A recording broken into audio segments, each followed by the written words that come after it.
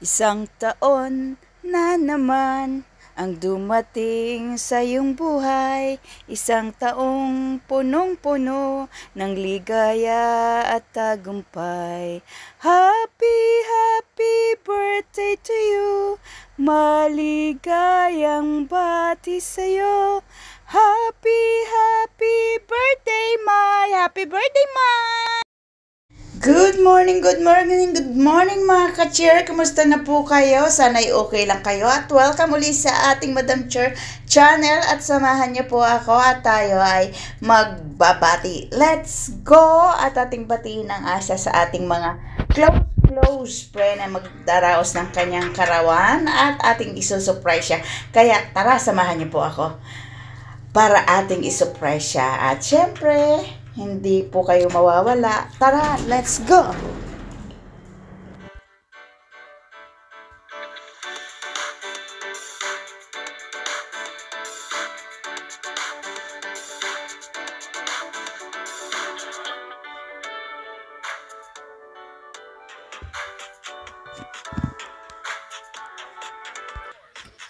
Yan mga ka-cheer, bilang isang OFW talaga namang malayo tayo sa ating mga mahal sa buhay at swerte na lang din po ng mga OFW na nakakauwi sila ng twice a year. Yan, napakaswerte nila. Although magastos, talaga namang magastos kapag umuwi ng Pilipinas. So napaka-blessed ng mga nakakauwi ng twice or thrice a year. Makapiling nila ang mga mahal sa buhay. Sabi nga, life is too short, kaya kailangan every opportunity i-grab natin para makasama natin ang ating mga mahal sa buhay, lalo na sa mga special occasion katulad ng graduation, kasal, at iba pa, lalo na ang birthday ng isa sa mga mahal sa buhay natin. At dahil kung minsan nga po ay hindi naman tayo talaga makakauwi, lalo na sa birthday natin o sa birthday ng mga mahal sa buhay natin, tayo bilang isang OFW is talaga naman na doon natin maipapadama at maipapakita doon sa mga nagiging close natin dito abroad. Kumbaga, bilang OFW, sila po ang pangunahin nating parang pamilya dito. Kasama natin sa hirap at ginhawa. Kapag may problema, silang napupuntahan natin. Kapag nagigipit tayo, napupuntahan natin. At ganun din po pag may problema, syempre. Sometimes, hindi man po makatulong financially or material things. Yung pong pagsasabi natin ng problema, pag-aan ng ating loob o ng ating puso't isipan kapag kumbaga na ipapahayag natin yung ating suliranin sa kanila at nakakapagbigay po ng advice kung anong dapat natin gawin. Napakalaking bagay po yun sa ating mga OFW. Kaya siyempre sa atin, sa mga malalapit sa atin, lalo na pag may birthday nila, doon lang talaga natin may papadama sa kanila yung totoong pagmamahal natin, yung totoong tayo sa kanilang buhay. Siyempre, kapag nagbe-birthday, nag-e-emo, diba? Nag-i-emote yan sometimes. Kasi minsan ganun din po ang nararamdaman natin kapag birthday natin. Lalo na kapag walang makakaalala, siyempre iba pa rin yung talagang malapit sa kanya in person na gigreet sa kanya, o kung katulad ko po na mahilig kasi ako sa mga arts o mga mahilig ako mag-surprise yun. In small things na kaya po natin, iginagawa po natin katulad po nito ang ating ginawa. Bali, lang po yung ating card, ginawa lang po natin yan. At syempre nung gumagawa tayo ng card, yung alaga natin, si Emma, yan po, is talaga namang gumawa din siya ng card para sa ating kaibigan na si Mai. Yan. At syempre kumbaga nakakatuwa kasi sa kanyang murang edad, kasi mag-8 years old pa lang siya this coming February 9. Maano siya, makira siya at mapagmahal, mababa din ang loob. So, gumawa din siya ng card at sa murang edad niya nakakagawa na po siya on her own. Katulad niyan, ang nakalagay diyan is happy birthday Mai from Emma. Tapos merong drawing siya na babae, tapos may hila-hila na dalawang aso. O, diba? Yun talagang, yung nakikita niya, yun yung mga ginagawa niya. Although mahilig din po siya talaga mag-drawing at mag-arts. Kaya, nung makita niya ako, tinanong niya ako, para kanino daw yung card na ginagawa ko. Sabi ko kay Mai, dahil kilala niya si Mai. Tapos, yung, kumbaga, inap mo sa akin yung, sabi niya, oh, may kulang yung ginagawa mong card. Lagyan mo ng flower, sabi niya, ganun. Kasi, walang dadapo na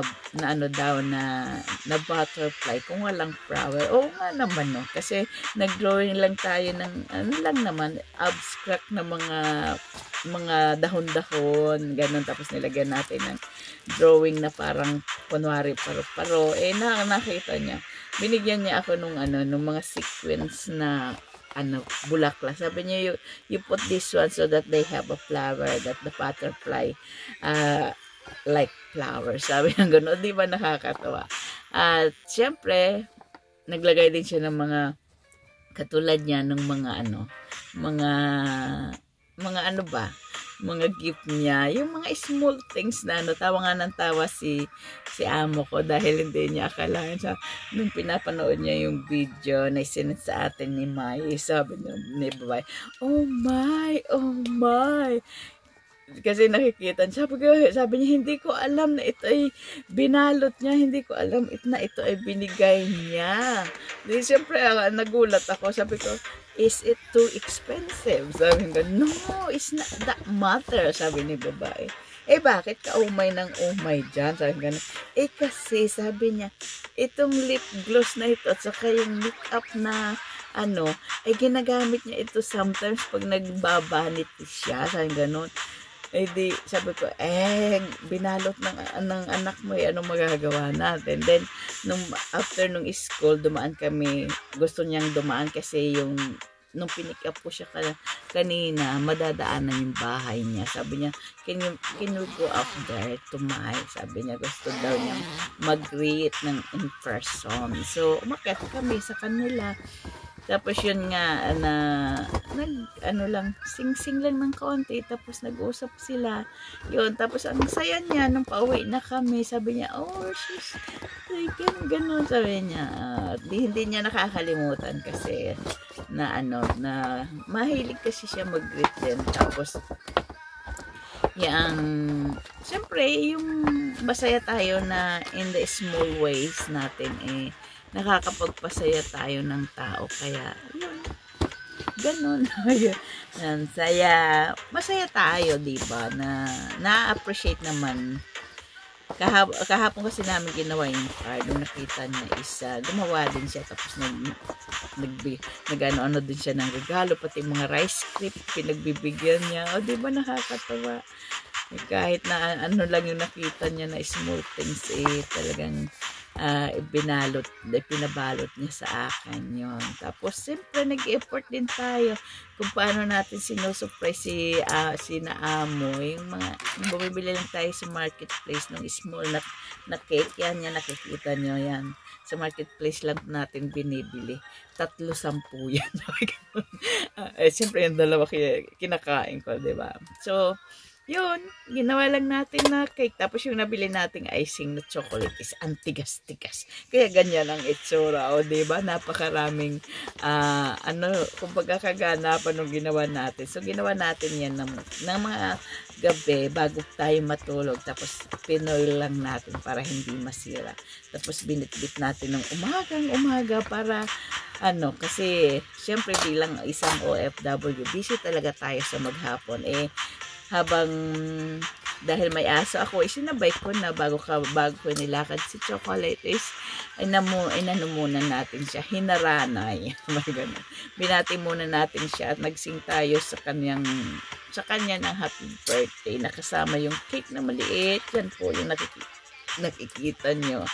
Tapos yung ating munting alaala na galing kay Emma at galing din po sa atin. Kaya masaya tayo yan. Masaya tayo para sa kanya. Siyempre yung binibigyan tayo ng another year sa ating buhay na malakas, may trabaho, intact ang pamilya, kumbaga is na may payapa tayo na kahit malayo.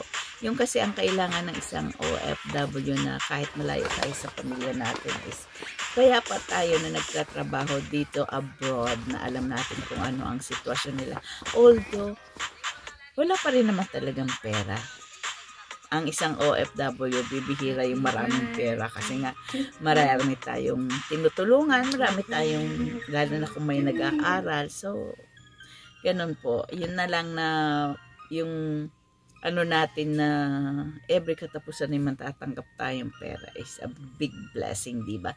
Kaya, yan, sana'y naibigan niyo po. Ganyan po ang lang kaming mga OFW dito na maipadama natin yung ating care and love sa mga kapwa natin OFW. Happy birthday na palapit sa ating puso. Happy birthday na yun silang itinuturing natin pamilya dito. Kaya kayo sa anong panik happy birthday na naroon as OFW, i-comment down below na po kung ano yung masasabi or experience kapag yung mayroon tayong mga kapwa OFW na nagdaos ng karawan, ano ang ginagawa nyo? Yan, at paki-comment down below na rin po kung saan bansa kayo naroon. At yan, tayo ay magsisay goodbye na. At sana po ay sa mga susunod na vlog ni Madam Chair, narayan pa rin kayo. At yan nga mga ka-chair, gumawa lang tayo ng maliit na chiffon cake. Although hindi natin ginawa, hindi natin binake. Kung binili lang natin kahit wala tayong time. At yan nga mga ka-chair, at sana'y nagustuhan nyo po ang ating ibinahagi sa inyo sa ngayon at sa ating mga mahal sa buhay, mga kaibigan, lalo na sa mga OFW yung katulad ko. Ang ating pamilya ay ang mga kaibigang malalapit sa atin at tunay nating maaasahan sa pagtayo ay nasa low ng ating buhay. Kaya naman, i-treasure nyo at sa mga importance na pagkakataon katulad ng birthday nila, ay ipakita natin ang ating pagmamahal at pag-care sa kanila dahil tatatak yan sa kanilang puso at isipan at isa ring alaala na hindi nila malilimutan. Kaya sa mga susunod po ay abangan nyo pa po ang ibabahagi natin. At kung inyong naibigan ng ating vlog na ito, paki-like or love, comment down below, and also subscribe sa hindi pa mga kaibigan ni Madam Chair para po mas dumami pa po ang makakapanood ng ating video. At siyempre sa panibagong taon dito sa Hong Kong at malapit na ang Chinese New Year, ay ibabahagi sa inyo ang ibang aspect ng pagiging OFW na natin. Bye-bye!